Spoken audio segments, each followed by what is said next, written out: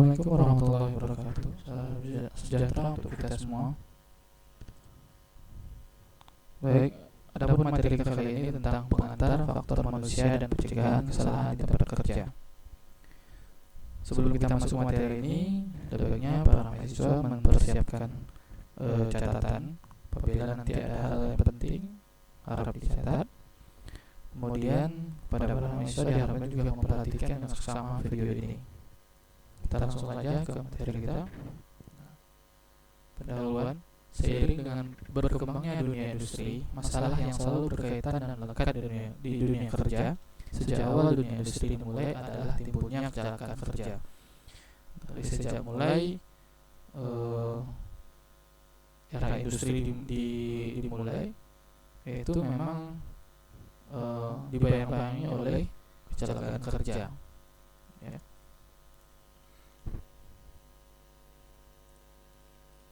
Nah, kehilangan sumber daya manusia ini merupakan kerugian yang sangat besar, karena manusia adalah satu-satunya sumber daya yang tidak dapat digantikan oleh teknologi apapun. Jadi memang ya, jika kita kehilangan SDM ini ya kerugian yang sangat besar. Alat bisa kita ganti, tapi orang tidak bisa kita ganti. Ya, walaupun orang lain, tentu kita harus melakukan pelatihan lagi, walaupun misalkan orang yang baru, ya kita harus melakukan pelatihan lagi atau menunggu pengalamannya lagi, ya harus menunggu dia bekerja berapa lama baru bisa dia menyelesaikan di tempat kerja. Nah, seperti itu. Jadi sebuah industri atau tempat kerja yang maju itu jarang sekali untuk memphk-kan pekerjanya, karena sulit untuk menggantikannya.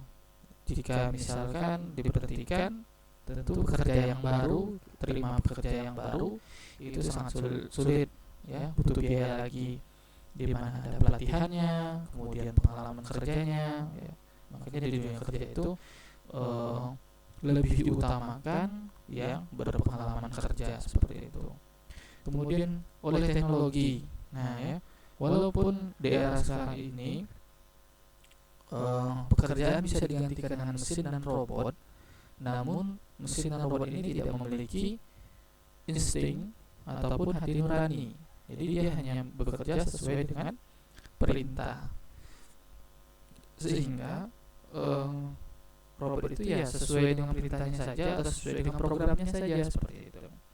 Sedangkan manusia dia bisa berkembang, bisa berinovasi, ya, bisa semakin banyak dia mengetahui, semakin meningkat performa kerjanya, ya, seperti itu. Kemudian hal yang paling sulit dilakukan dalam penerapan ilmu ketiga di tempat kerja adalah menjadikan pola perilaku para pekerja, nah, untuk melakukan cara yang aman dan sehat dalam melaksanakan pekerjaannya dan menghindarkan dari terjadinya kecelakaan. Ini ya. Jadi memang sangat sulit, ya. Kalau mesin, kalau soal alat itu masih bisa kita kondisikan, ya. Bisa kita engineering control, kita kita modifikasi, ya. Kalau terjadi kerusakan kita perbaiki, seperti itu. Tapi kalau perilaku ini sangat sulit, ya, sangat sulit. Nah, sikap setiap pekerja terhadap sesuatu yang harus dikerjakan atau dilakukan itu berbeda-beda, ya. Karena didasari oleh latar belakang pekerja tersebut. Latar belakang apa? Latar belakang budaya, keluarga, ya. Dari kecil pendidikan juga, seperti itu. Jadi berbeda sikap-sikap mereka, ya. Berbeda sikap antara yang tamatan, kalau dari segi pendidikan, yang tamatan SMA dengan sudah kuliah. Kemudian berbeda sikap antara suku yang satu dengan yang lain, misalkan seperti itu, ya. Kemudian berbeda sikap dengan latar belakang keluarga, ya. Nah, ada yang latar belakang keluarganya sangat disiplin, nah itu berbeda dengan yang tidak disiplin, atau latar belakang keluarga yang broken home dengan yang tidak, nah itu, ya, berbeda. Itu yang menjadi kenapa sulit dilakukan penerapan Ilmu ketiga, ilmu kerja terkait dengan perilaku para pekerja, karena pekerja itu berbeda-beda latar belakangnya. Tentu kita harus lakukan pendekatan yang berbeda pula seperti itu. Nah, perlu cara tindakan kepada para pekerja agar dapat berlaku kerja yang aman. Nah ini, jadi perlu cara dan tindakan yang khusus lah ya pada para pekerja agar dapat berlaku kerja yang aman. Ya. Ada pekerja itu misalkan sekali ditegur dia langsung berubah. Ada berkali-kali dia tidak mau berubah. Ada yang harus pakai hukuman, ada yang harus pakai pendekatan persuasif. Kita ajak ngobrol, kita ajak diskusi, kenapa seperti ini, kenapa berlaku seperti ini. Nah, ya, ada seperti itu. Nah, itu juga jadi seni dari seorang ahli K3 untuk merubah perilaku dari pekerja. Ini fenomena gunung es kecelakaan yang kita sering pakai, ya.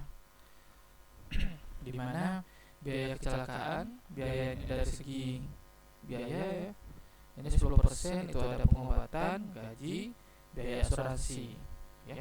Ini kepada pekerjanya, ya, kerugian dari perusahaan.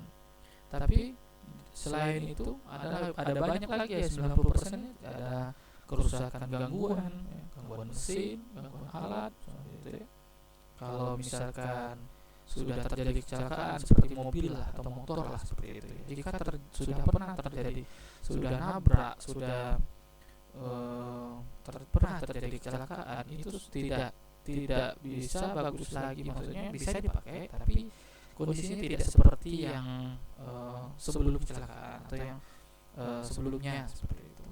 Antara rangkanya sudah bengkok dan segala macam, segala gangguan, kerusakan peralatan dan perkakas ini juga, ya. Gangguan sistem, gangguan, ya.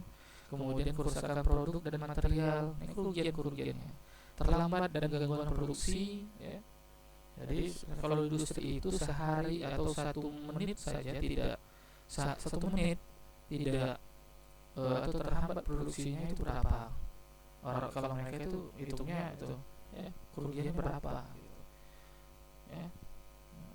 Yang biasanya bisa, misalkan perusahaan mobil dalam sehari bisa memproduksi 100 unit mobil, nah ini berkurang jadi 80, ya, 80 unit atau 70, nah seperti itu. Terlambat. Biaya legal hukum, nah ini kalau industri kan, ya, mereka harus melakukan ini, ya, terkait dengan hukum, tak bayar denda, bayar apa, ya, supaya tidak terkait dengan hukum, ya.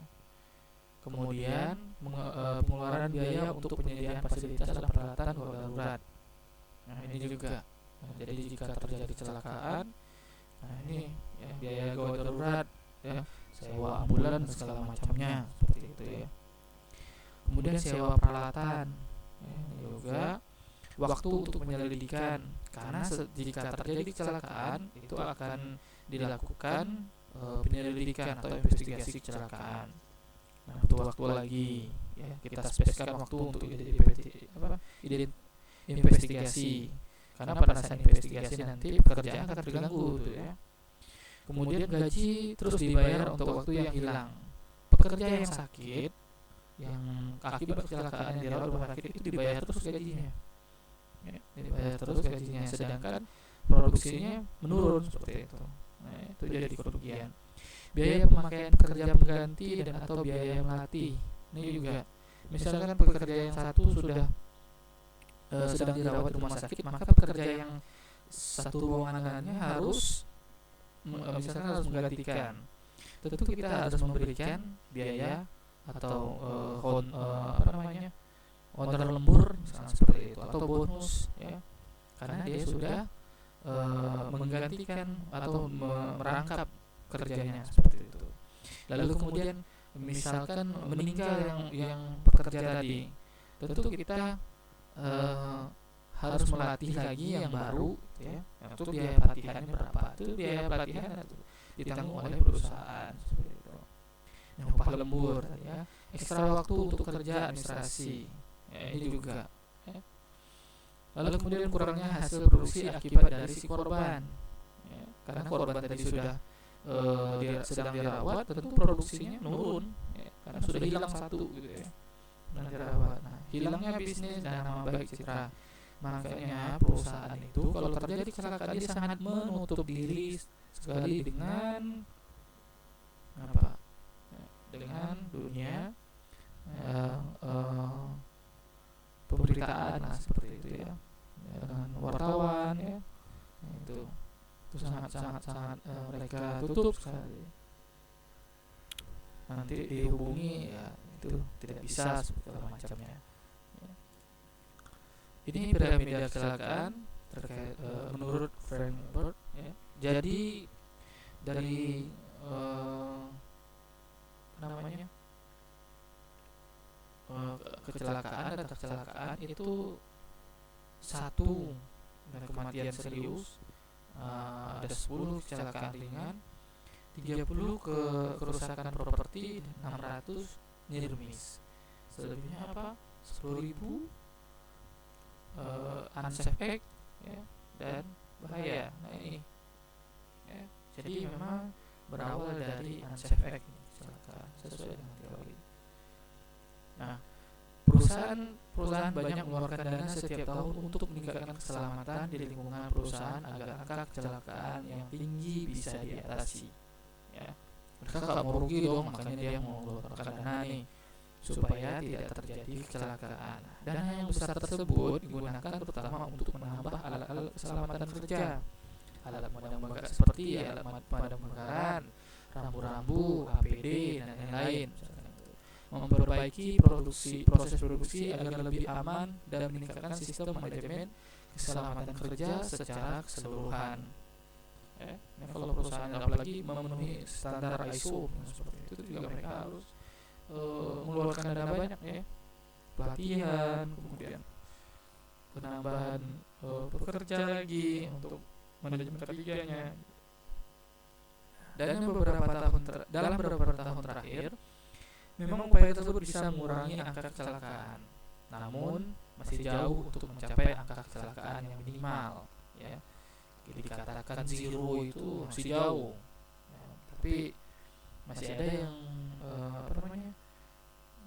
mendapatkan sertifikat zero accident mungkin zero untuk kematian gitu ya, kecelakaan yang mengakibatkan kematian. Tapi kalau kecelakaan yang luka, cedera ringan hingga berat, nah itu masih ada ya, seperti itu.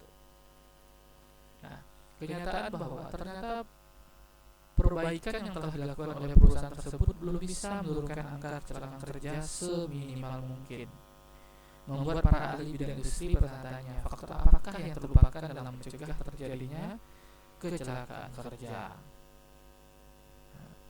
Pada awal tahun 1980 muncul pandangan baru tentang kesehatan dan keselamatan kerja, yaitu behavioral safety.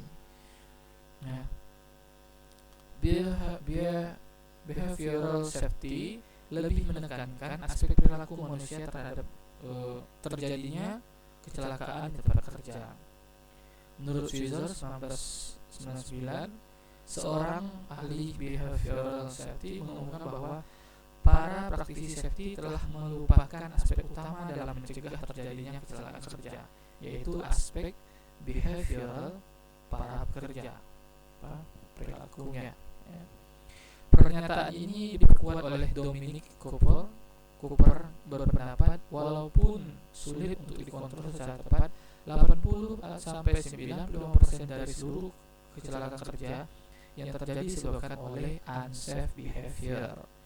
Jadi 80-95% itu kecelakaan disebabkan oleh unsafe behavior.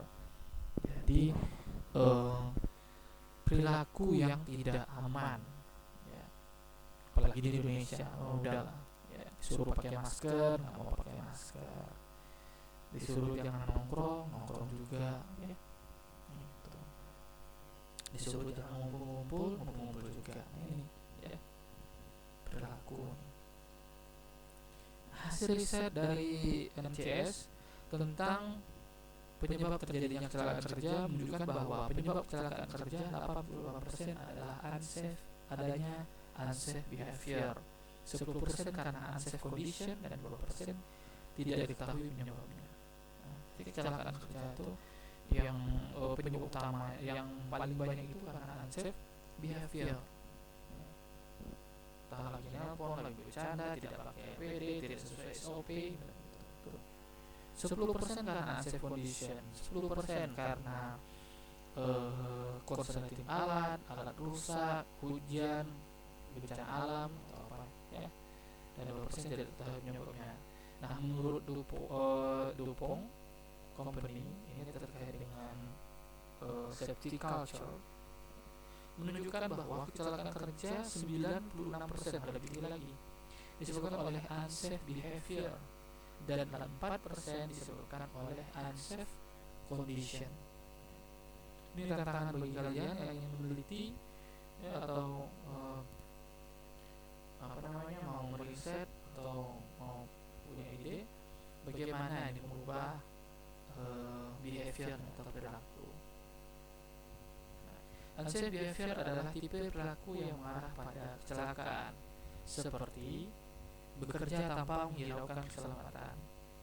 Ada seperti ini, melakukan pekerjaan tanpa izin. Saya sudah lama kerja di sini kok, kerjain aja lah. Ya, kan biasa seperti itu. Menyingkirkan peralatan keselamatan. Pakai alat itu ribet sekali. Butuh cepat nih, biar cepat aja lah. Ya. Operasi pekerjaan pada kecepatan yang berbahaya. Biar cepat selesai, cepat kerjanya. Ya. Ternyata itu berbahaya. Atau biar cepat sampai, kenceng-kenceng lah buat mobilnya atau motornya, biar keren misalkan gitu. Menggunakan peralatan yang tidak standar. Sudah tahu peralatan itu tidak sesuai dengan standarnya, dipakai juga, akhirnya patah, kecelakaan. Seperti itu. Kemudian bertindak kasar, karena ada orang seperti ini ya. Kurang pengetahuan juga, karena mungkin tidak mendapatkan pelatihan atau pendidikan rendah. Cacat tubuh ya, orang cacat atau keadaan emosi yang terganggu. Ini juga makanya ada beberapa industri itu, jika apalagi industri minyak, jika pekerja itu emosionalnya terganggu, itu disuruh istirahat, istirahat. Misalkan dia bekerja di offshore gitu ya. Offshore itu kan tidak berulang-ulang ya. Rumahnya di situ, makan di situ, kerja di situ. Ya. Nah itu jika ada satu pekerja yang emosinya terganggu, itu disuruh istirahat. Para pengawasnya menyuruh pekerja tersebut istirahat. Ya. Karena ada masalah atau nampak dari kerjanya dia sudah kayak emosian, itu langsung disuruh istirahat. Suruh istirahat. Ini yang menyebabkan kecelakaan, mengarah pada kecelakaan. Menurut Caesar, peningkatan peraturan keselamatan, safety training, peningkatan alat produksi, penegakan disiplin, dan lain-lain belum cukup untuk mencegah kecelakaan. Jadi safety training tentang pelatihan tentang K3, peningkatan alat produksi, alat-alatnya dicanggihkan lagi, otomatis misalnya seperti itu. Penegakan disiplin peraturan dikencangin gitu ya, dibuat, ada punishment, ada hukuman, ada denda, itu belum cukup untuk mencegah kecelakaan. Perubahan yang didapat tidak bisa bertahan lama karena para pekerja kembali ke kebiasaan lama, yaitu unsafe behavior. Jadi ya kita sering lihat ya, peraturan itu kan di awal-awalnya saja seperti itu. Ya, di awal-awalnya saja mereka disiplin, lama-lama sudah terbiasa balik lagi, karena mungkin kurang diawasi, atau mungkin ada lagi perilaku yang unsafe yang baru, misalkan ini udah diinginkan aja lah, seperti itu.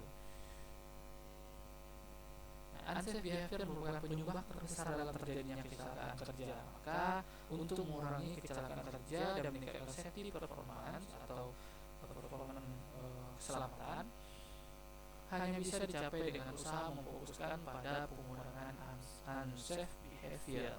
Jadi pengurangan unsafe behavior, ya, perilaku tidak selamat, ya. Nah, fokus pada unsafe behavior ini juga menghasilkan indeks yang lebih baik tentang safety performance yang ada di perusahaan dibandingkan dengan fokus pada angka kecelakaan kerja. Nah, hal ini didasarkan pada dua alasan, yaitu kecelakaan kerja adalah hasil akhir dari serentetan unsafe behavior. Bisa kita lihat dari teori domino. Unsafe behavior bisa diukur setiap hari dengan cara tertentu. Jadi bisa diukur, bisa kita sedikit melalui observasi, bisa melalui kuesioner, ya, pertanyakan aja apa yang sudah dilakukan. Kemudian ketepatan dalam SOP, seperti itu. Nah, jika perusahaan berfokus pada angka kecelakaan kerja, maka sistem manajemen safety cenderung bersifat reaktif, ya. Jadi ada kecelakaan kerja dulu, baru mereka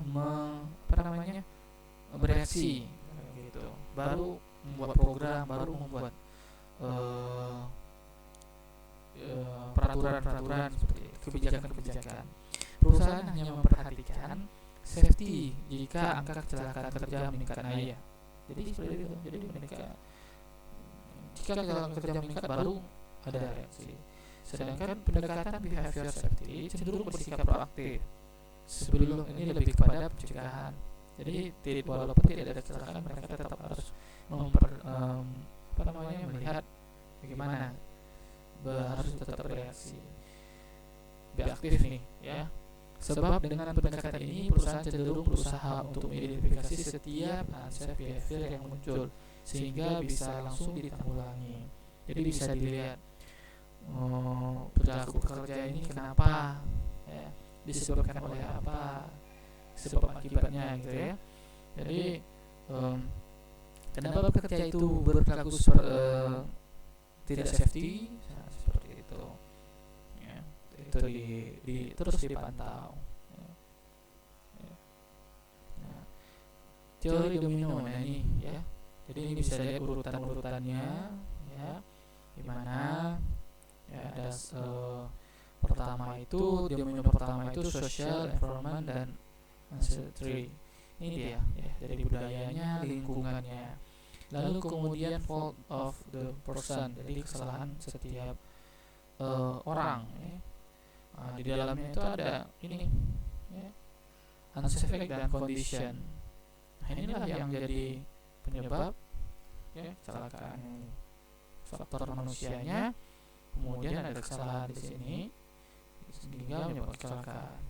Jika salah satu domino kita cabut, maka kecelakaan dan kerugian tidak akan terjadi, seperti itu, ya.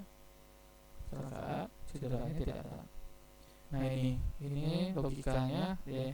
Jika unsafe act diangkat, dikendalikan, nah accident and injury bisa dihindari, ya. Nah, bisa dari yang ininya ataupun unsafe act-nya, ya. Itu yang kita cegah, seperti itu. Oke, itu tadi materi kita, ya. Semoga bermanfaat, ya. Sebelum saya akhiri, jangan lupa untuk subscribe video ini dan like-nya, ya, karena subscribe dan like itu gratis dan dukungan di channel saya ini. Terima kasih. Assalamualaikum warahmatullahi wabarakatuh. Salam sejahtera untuk kita semua.